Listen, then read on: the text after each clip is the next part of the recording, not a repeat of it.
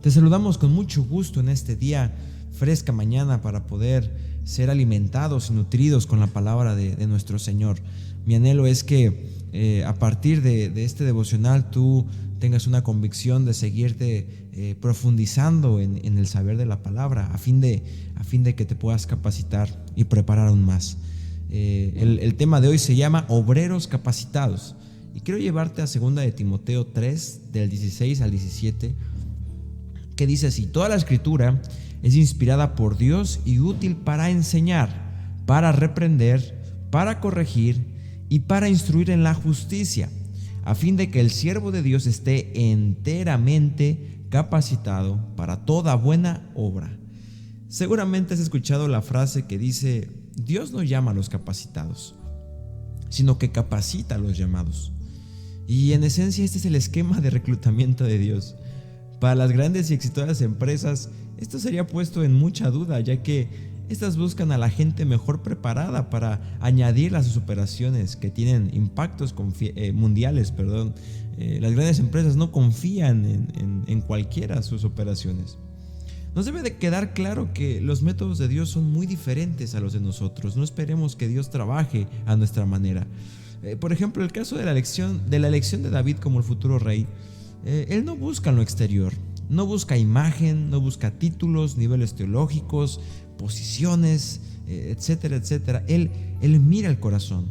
Y para aquellos que él ha elegido, dejó el manual más poderoso de capacitación que pueda existir: su palabra. Esa escritura que es inspirada por Dios mismo y que, según Pablo, es útil y efectiva para enseñar, para reprender, para corregir y para instruir en la justicia, a fin de que estemos enteramente, completamente capacitados. Yo hace unos días escribí acerca de la importancia de guardar esta palabra en nuestro corazón, porque efectivamente la Biblia obra en nuestras vidas para ayudarnos a cambiar y crecer en nuestra fe hacia con Dios. La sabiduría de Dios nos enseña lo que es correcto y nos corrige cuando estamos equivocados, para que podamos estar preparados para hacer las cosas buenas que Él ha planeado que hagamos. Y este es un proceso que lleva tiempo, generalmente más tiempo del que nos gustaría, y que requiere mucha paciencia también. Pero todo aquel que ha sido llamado por el Señor y ha aceptado el llamado debe estar totalmente comprometido con esto. Este es un reto para la mayoría, porque el mundo de hoy, la gratificación instantánea, sin inconvenientes ni esfuerzos, es lo que todos esperan, ¿cierto? En otras palabras, las personas buscan lo que quieren cuando lo desean, sin tener que disciplinarse ni asumir ninguna responsabilidad para obtenerlo. Por eso en Hebreos 6:12 se dice que debemos imitar a quienes por su fe y paciencia hereden las promesas de Dios. Y hoy en día los cristianos anhelan ser capacitados instantáneamente porque les urge sanar a los enfermos, les urge tener invitaciones para predicar en otras iglesias, les urge aparecer en escenarios, etcétera, etcétera.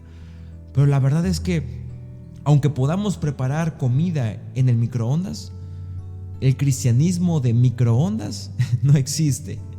El proceso de madurez espiritual se trata de algo que se llama ley de crecimiento gradual. Esto quiere decir que poco a poco y a medida que tomemos decisiones que estén alineadas con la palabra de Dios y sus caminos, Él obra en nuestras vidas para hacernos más como Jesús. Y no hay mejor meta que podamos perseguir que esta: el ser más como Jesús. Aún Jesús tuvo que pasar por este proceso, ¿cierto? Él inició su ministerio a los 30 años más o menos, y antes de esa edad no se habla mucho de su vida, pero con todo mi corazón puedo decir que estaba siendo capacitado por su Padre Celestial para hacer la obra más grande que ha sido provocada en este mundo. Preparaba su corazón para poder recibir al Espíritu Santo y cuando llegara ese día poder cambiar la historia de toda una humanidad. Y aún después de ser bautizado y ser lleno del Espíritu Santo, ¿qué creen? Él siguió preparándose porque el Espíritu mismo lo llevó al desierto. Aún David, después de ser ungido, tuvo que ser sometido a esta preparación, porque Dios anhela que sus hijos y sus siervos estén enteramente capacitados, no a medias. Tienen que estar enteramente capacitados para realizar toda buena obra. Conclusiones: si Dios te llamó, debes tener en claro que no miró ninguno de tus atributos externos. Él miró tu corazón. Por eso Pablo dice, yo no tengo nada de qué jactarme. Me encanta ese pensamiento. La mayoría de los discípulos de Jesús no eran personas preparadas, pero ellos tenían algo que las demás personas no tenían. Ellos tenían un corazón dispuesto a aprender y ser moldeado por su maestro. Buscar las cosas de forma instantánea nos privará de formar un carácter firme y un corazón correcto antes de las obras de justicia de Dios, y sobre todo para cumplir su propósito.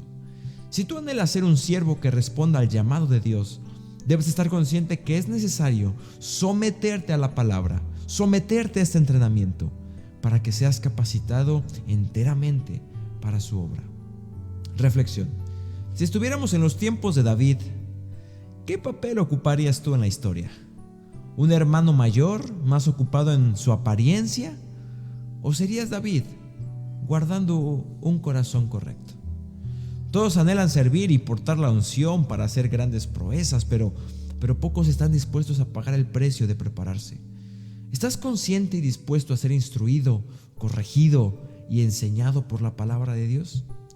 La cultura del mundo ha afectado mucho a la iglesia, y esto es totalmente cierto y muy grave también, porque pensamos que todo tiene que suceder basándose en nuestras formas, en nuestro criterio, en nuestro pensamiento.